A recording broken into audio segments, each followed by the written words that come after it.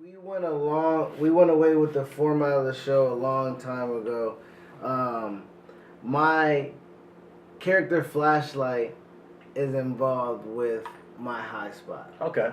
You know what I mean? So we have a segment, Character Flashlight, if you're new to the program, where we take a performer, whether it be a commentator, an interviewer, a wrestler, a valet or a manager, whatever you call them now. Anybody any talent that we on the entire company, and we highlight them from a week to week standby of us paying attention to them. So.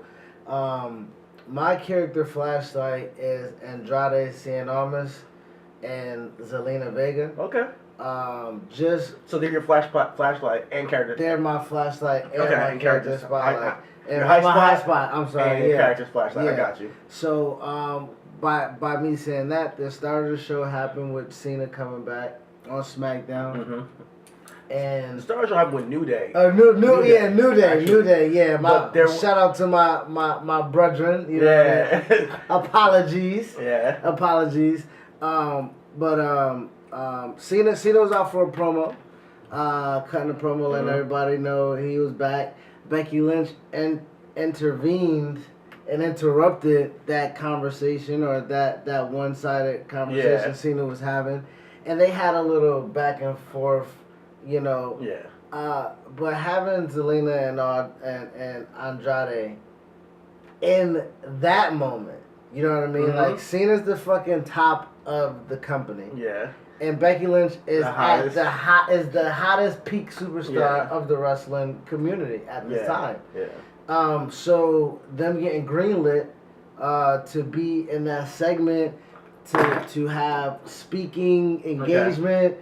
And then for them to have a fucking... Like I said, I think Andrade was made in the match. Okay. And the reason why I think that he was made in the match is because he had a match with Cena. Like, all right, let's... Yeah, so... And so you think he's a made man now? I think... So let's get into it. He's a character flashlight. Yes. And you think that 2019 is the year of Tranquilo, right? The year of Tranquilo. The year of Tranquilo. And last week, or was it 2 weeks ago, where I said, hey, I think Andrade's going to have a big 2019. Yes. And I don't dispute that. However, with this promo with Cena, this program, this position on the card they had, I thought it was just a match. It didn't look to me as they're trying to position Andrade as a big star for 2019 per se. But you think just giving him a match with Cena is puts him on that stage? Cena's Taker now. You know what I mean? Yeah. Well, you know what I mean? Cena's Taker, where you go out there and you go out there and you perform. You know what I mean? And if Cena comes back and give that rapport back and say, hey, this kid can go, or like you can put faith in him, or whatever the case may be, you go. You know what I mean? So I think that, for one, SmackDown has they clearly see something in Andrade. For sure. Yeah. I mean, but the thing about it, I think they've seen things in Andrade. Like I said, remember a couple weeks ago when I say the injury to Drew McIntyre kind of screwed everything up. They probably would have brought Andrade up a little bit sooner. Okay. I think he got injured in that match, so they definitely plan to give Andrade the belt. So at least.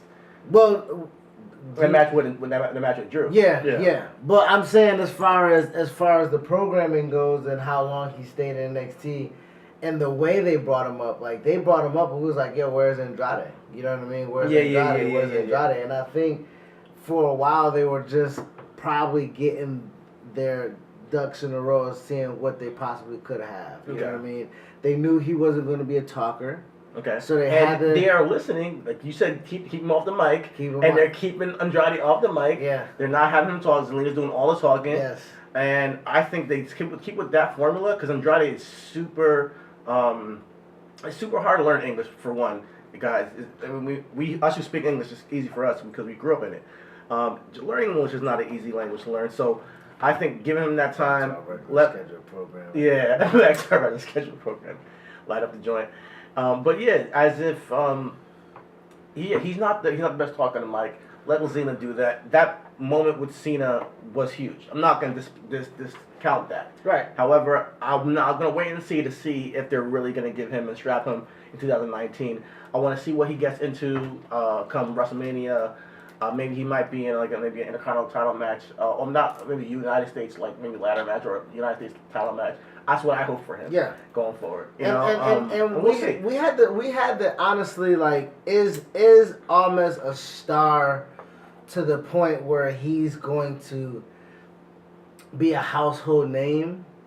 Probably not. Probably not. But is he a star in the sense of the business to where he can do business and not be hindered? Like, that's what we talk about. We talk about wrestling on a reasonable, logical level. Like, I am on the business side. CT is on the creative side. CT and knows him as La Sombra, you know what I mean? Mm-hmm. Back in the CMLL days, you know. So, he's a great performer, Andrade is, you know. So, you will want to see that performer get highlighted. WWE is also a business. Can we sell T-shirts with you? Can we put you in the video game? Can we put? But here's the thing: he has something for him, and that's because he is, Latino. And I think WWE is better with at least a couple of Latinos in the main event picture, upper mid card picture. I think it's better when you have the Eddie Guerreros, the Alberto Del Rios in the mix. For sure. They Latinos just wrestle differently. For sure. And I think having him in that, that's why I think he was made a star to where Cena could come back and be like, hey.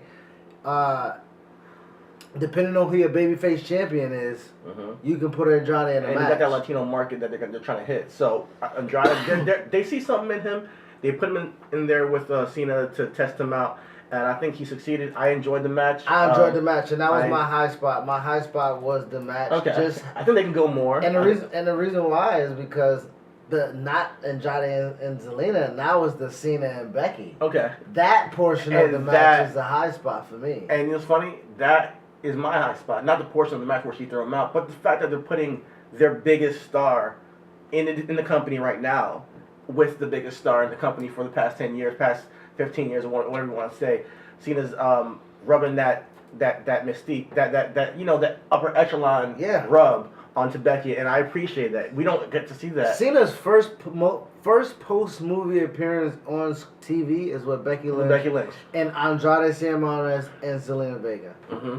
Right? Just elevating some people on the roster. And diversity. We got Irishman, a Puerto Rican, and a Mexican. You know what I mean? So, like, Cena's is the epitome. This is why he goes to Japan and learns Mandarin for what? 30 days, 45, whatever. He was there for a while, yeah. Like, you know what I mean? Like, he can be trusted to be, like, elevate people. You know, like, them being on screen with the biggest merch seller in the past decade.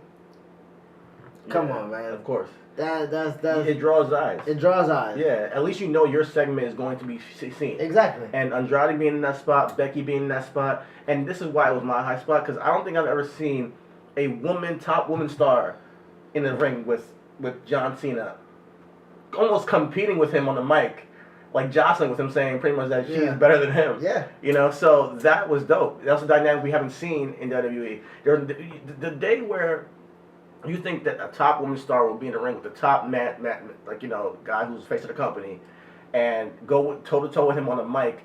We never thought that would be a case a couple years ago. Like, you got to give some props to Becky for creating that lane for herself where she can stand toe to toe with John Cena in the ring on the mic, and it's not like she's too pressured by the situation. She's ready. Right. She's so ready. That swagger, that energy she has right now. She's on fire right now. Every time she's on screen, it's a moment. She captivates people. And shout out to Corey Graves. I'm about to steal. It's not your take because it's not so much original. But when you said jousting, like him and Becky have been on Twitter having a little back and forth lately. Corey Graves? Yeah, okay. Corey Graves. Just because, like, he feels as if she is taking a Conor McGregor-esque route.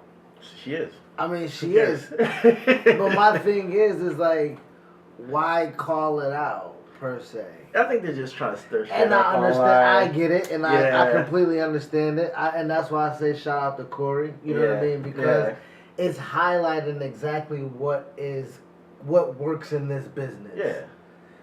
You know what I mean? That talkiness. This braggadocious, like, what are you talking? Like, and at the very least, it gives her fodder to go back at Corey and eat him up online too. And which is what Becky's been doing up. She's been eating people online on Twitter. Adding to pretty her much character. all since he turned. She's been eating people online. She's undefeated online in Twitter. So sorry, Bianca. She's undefeated. Becky Lynch on Twitter. So don't come for Becky Lynch, and she won't come for you. Come on. I mean, she still might come. She still might come for you. Actually, that's the thing about Becky Lynch. She still might come to you with that straight fire. So I'm just giving my high spot to her for that moment.